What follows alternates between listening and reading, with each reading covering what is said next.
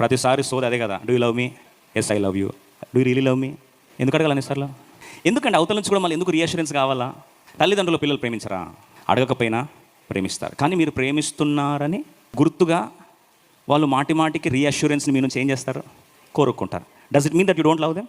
మిమ్మల్ని పిల్లలు వచ్చి అమ్మ నన్ను ప్రేమిస్తున్నావా, లేదా నాన్న నన్ను ప్రేమిస్తున్నావు, do you really love me అంటే మీరు ఆన్సర్ ఏం చెప్తారు? ఎన్నిసార్లు చెప్పాలరా అంటారా? అప్పుడు మీరు ఏమంటారు? ప్రేమిస్తున్నాను రా అంటారు. మరి మళ్ళీ వచ్చి మరుసటి రోజు ఉదయం తెల్లారి వెంటనే డూ యూ రియలీ లవ్ మీ అంటాడు. అరే నిన్ననే చెప్పినా కదరా, మళ్ళీ అడుగుతున్నాను. మరి నెక్స్ట్ టైం నిజంగా నేను ప్రేమిస్తున్నాను రా అని సెకండ్ టైం చెప్తే వాడికి ఏమవుతుంది? రీఅష్యూరెన్స్, ధైర్యం వస్తుంది కదా. ఇప్పుడు కొడుకుని నాన్న ప్రేమిస్తున్నాడని నాన్నకు ఆల్రెడీ తెలుసు. కానీ కొడుకు తెలుసుకోవడానికి నాన్న మళ్ళీ ఒకసారి ఏం చేస్తాడు? రీఅష్యూర్ చేస్తాడు. వాగ్దానం చేశానే మీకు తెలవాలి. ఆ వాగ్దానం మీద ఇంకా నేను కట్టుబడి ఉన్నానని, నేను జ్ఞాపకం చేసుకున్నానని మీరు జ్ఞాపకం చేసుకోవడానికి ఇది జ్ఞాపకం కొరకు నేను తీసుకొస్తున్నాను. ఒక మాటలో చెప్పాలంటే it's a sign of reassurance.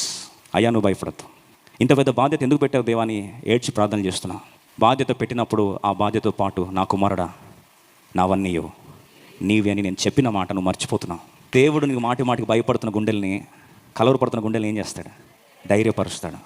ఒక్కసారి ధైర్యం వస్తే ఇంకెక్కడికైనా వెళ్ళిపోవచ్చు.